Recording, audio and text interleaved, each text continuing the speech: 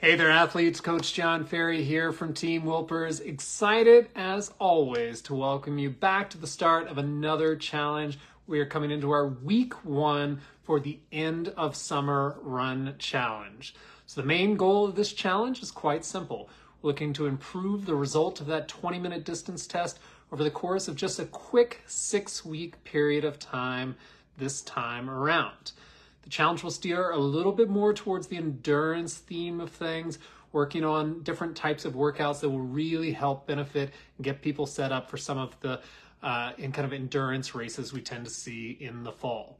The way we're planning to achieve that is to target a couple energy zones in particular. So we're going to be looking to go after our kind of zone 3 tempo energy zone, if you will.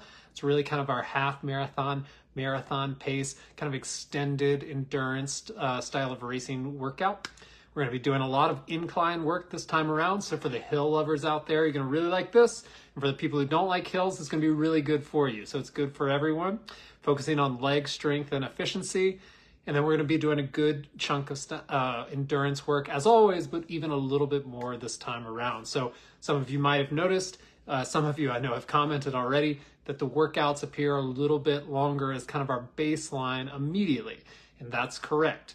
What you're going to see is that a lot of that ends up falling in extended warm-up and cool-down time. So we're not really changing or really ramping up the intensity of the mid-set of the workout, but we're looking for a little bit longer overall workouts in general. So you just have to relax that pace, go a little bit easier, a little bit longer. That's how we really target going after endurance race paces, but really building endurance as general. Slow down, go a little bit longer. So that's going to be baked into this particular challenge. At the top, since this is the top of the challenge, I'm going to talk a little bit about the website. This will be especially for first timers out there, or people still relatively new to our ecosystem. So the website has a few very important things. It has your paces, which we'll get back to in a minute. It has the workouts for each week that should come out every Friday morning. And it's got a very important square to check off saying that I did the workout. For the best chance of success in these challenges, you simply need to be tracking towards a 100% completion percentage. By doing that, you're putting yourself in a great situation to be successful. Let's go in, check those boxes, chase that 100% completion percentage. The paces provided are based upon the result of a 20-minute distance test. So you need to input that result by going in and using the little gearbox icon in the corner of your pace box. As I tried to indicate in the notes, you're welcome to use the result of a recent test, especially if you tested at the end of the last challenge. That is, and feel good about that test. That's going to be a really good, accurate result coming into this challenge. If you feel really overly anxious or nervous about attempting this test, it's okay. Feel free to estimate your best 20-minute performance, put that in, give yourself a baseline, and possibly test 6 weeks down the line here. Now let's jump in to our week one workouts. Let's start with the 20-minute distance test, actually. For those not familiar, the 20-minute distance test is exactly what you might expect, as far as you can possibly run in 20 minutes. So this is a max effort test. It's not a progression run per se. You want to start hard, be hard in the middle, and finish hard as well. So a max effort test here. It's going to be done indoors, outdoors, on the track, on the road, etc. I would suggest doing the test in the same manner in which you do the workout. So if you do all your workouts outside, you should probably test outside. If you do every single workout inside, it might be okay to test inside. It's going to give you a really accurate pace range for inside workouts. There's just a few things I'm going to say about this in terms of preparing for the test here, which is rest up and give yourself a good shot at success. You don't want to come into this tired or fatigued. You don't want to kind of do this the day after your big long run. You want to come in well rested to give yourself a good shot at success. No need to overthink it. There's no need to find a perfect course. You just go out, give it a good hard effort, have yourself a 20-minute run. Don't hold back. Remember, the paces are going to be a direct reflection of this test, so make sure you can give it a nice, hard, honest effort. And then no strategy and no pressure on week one test. This is simply a baseline test. So we're trying to find our week one baseline so that in 6 weeks we can compare what you've done over a month and a half to today. So no stress for week one baseline tests. there is an option B workout. So if you've tested within the last 4 weeks and feel really good about that test, then we're going to do a progressive interval run. So this run is designed to take you through a range of paces and provide a really good touch base here at the top of that challenge. So especially because you get to touch and hold on some of those endurance race paces that we're working on, you can use this workout to really calibrate and make sure you're feeling good and confident about those paces here in week 1 of the schedule. Also, it's just a great workout. Key run number 2 of the week is our hill repeat session. So relatively simple session. We have kind of an extended warm up with strides, get good, nice and ready. And then if you're and then 1 minute uphill at half marathon pace, 1 minute downhill as a recovery. Very important for those who are running this workout outside. Good for you. It's a better workout that way. 2, 1 minute uphill and then 1 minute back, and then back to the starting point. It doesn't matter if it takes a minute. 1 minute uphill, return to the starting point. Don't get caught up on the exact 1 minute on, 1 minute off. Just return to the starting point. Final run of the week, our endurance run. This run wants to look easy, feel easy, and be easy. So slow down, relax, and have fun. It's still plenty hot out there across most of the country, so feel free to pull way back, even if it's slower than that easy pace range. It might even be way back in order to keep that effort feeling nice and light. So we're going to jump into some questions that came up from the group this week. Question 1 here was, is there anything special I should be doing to prepare for a fast, flat race course versus a hilly race course? And the answer is yes, there is actually. And so when terrain varies, both in training and racing, using different muscles at part of on kind of the flat, on the incline, on the decline, using different percentages of those muscles depending upon what that terrain is. On flats, you're using almost the exact same musculature in the exact same way over and over and over again. So while the course could be a fast course, those muscles might fatigue in a way that you're not used to if you're used to running exclusively hilly terrain. For training, I still really encourage athletes to go out and get on hilly terrain for most of their training runs. You know, for example, like a race like Chicago, which is a very flat race, I still want athletes training on rolling terrain probably 3 out of 4 weeks.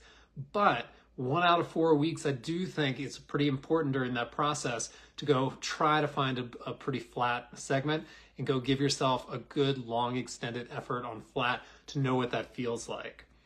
So in that training and in that racing, there are little ways you can break it up. And one of the best ways, I think, is to kind of put these mini surges into your workouts.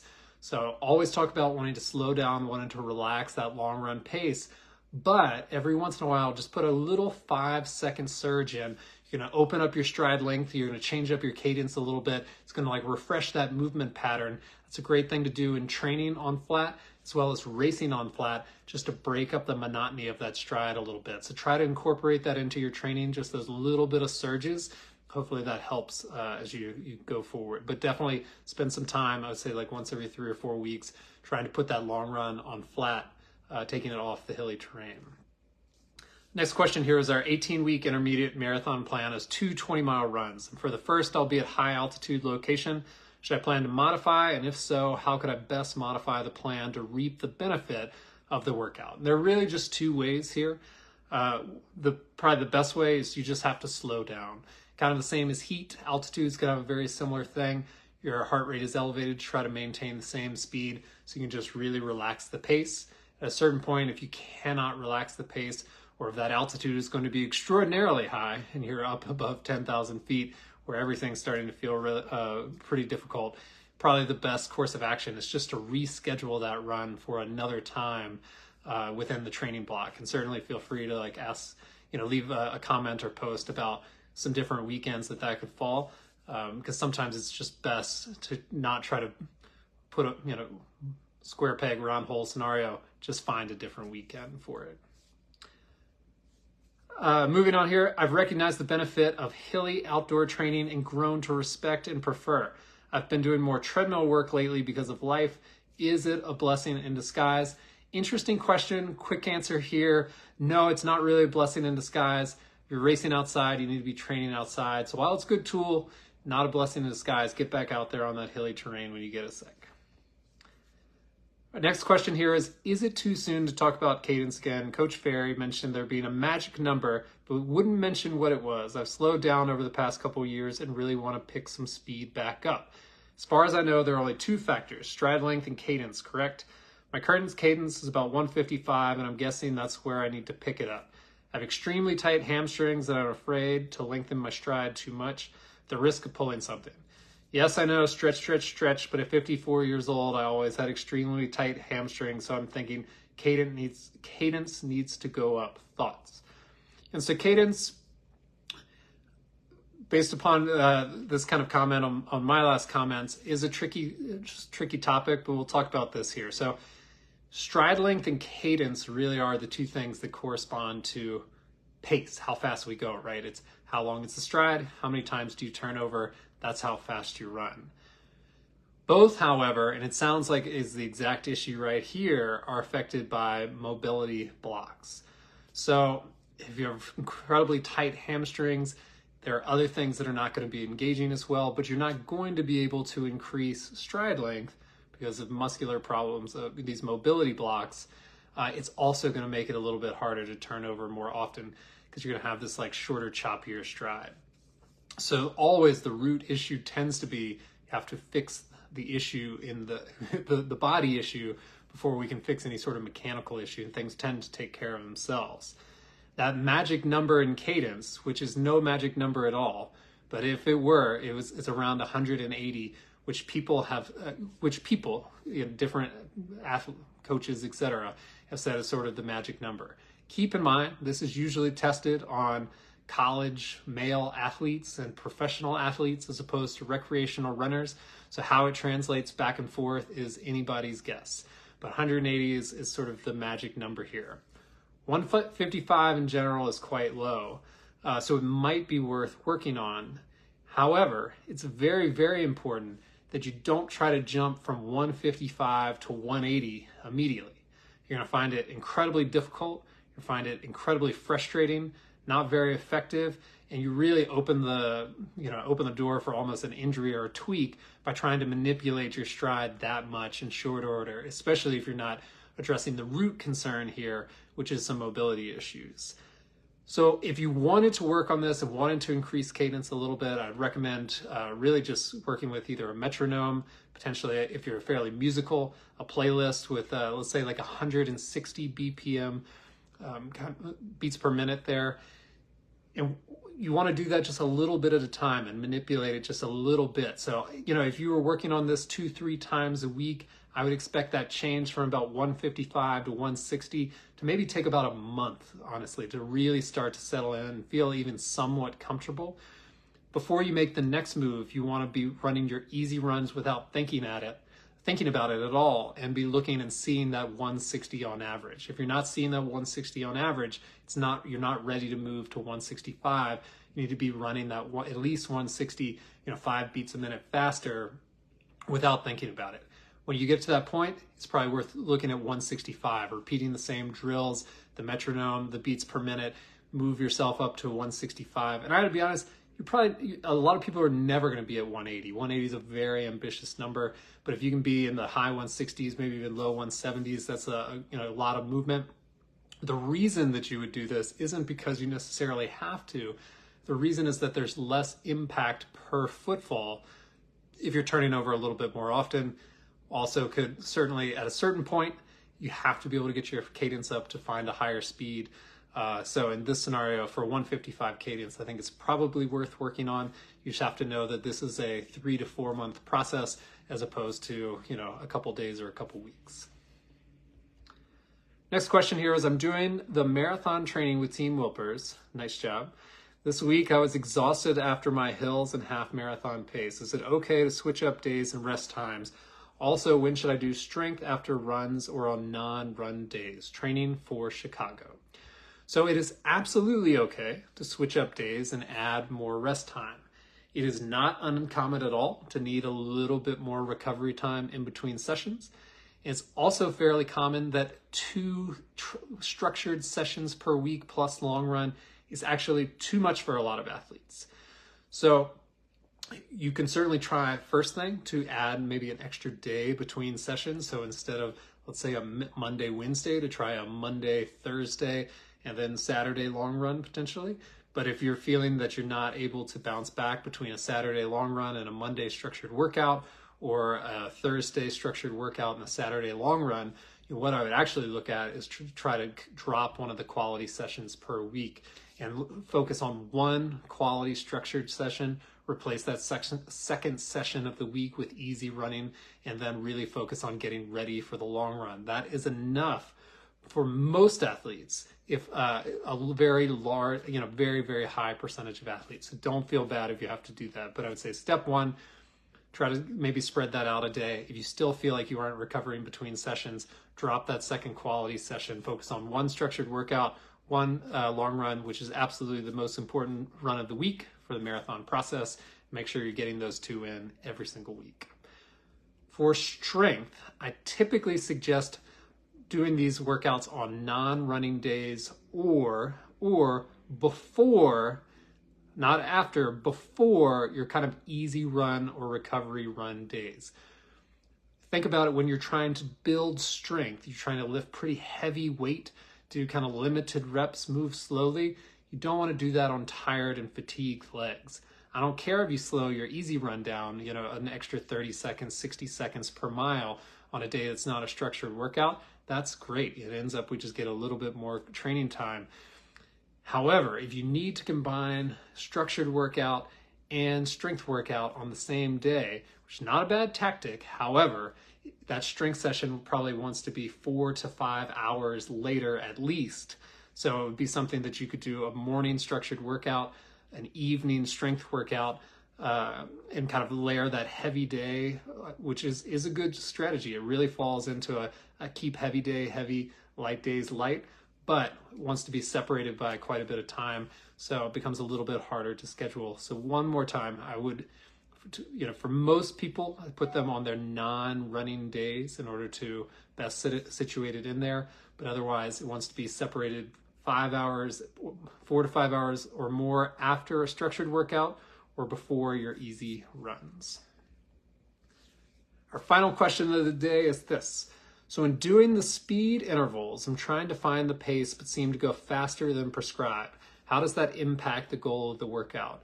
And if you need to move around the week due to work schedules, does the order of the workouts matter? For example, hit workout number 1 before workout number 2.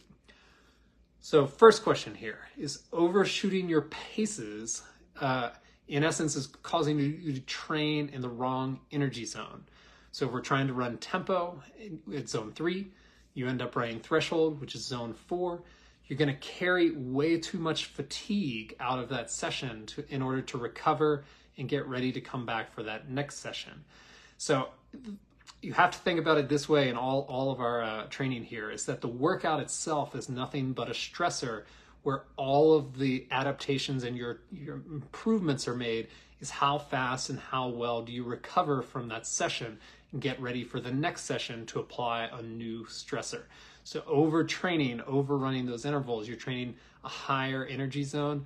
You're kind of not only missing the kind of energy zone benefit that we're going for, but you end up carrying a lot of fatigue, especially when we get into things like threshold workouts. If you're at threshold workouts where is an energy zone where we expect lactate to be cleared from your body naturally. You're running over threshold into VO2 max where you're accumulating a lot of lactate. It's going to make that recovery process very lengthy, harder to bounce back from than what we intended, and work a little bit of a different energy zone. So try to be a little bit more thoughtful about that. Maybe try to work up to it as opposed to trying to shoot to it and going above. In terms of switching the workouts around in the order, it doesn't necessarily matter to me. It kind of as we were just talking about, if it needs to be 2 days off between structured sessions instead of 1, etc. That is for the most part okay. Some people can naturally take this too far. I had a private client that would try to put all his structured workouts into 4 days so that he could always take long 3-day weekends off.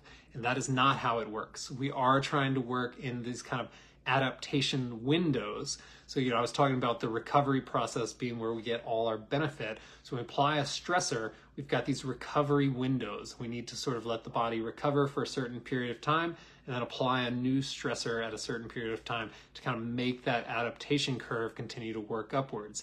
If you layer all your heavy workouts into a short period of time and then take 3-4 days off, you're missing those recovery windows. You're not recovering during the meantime.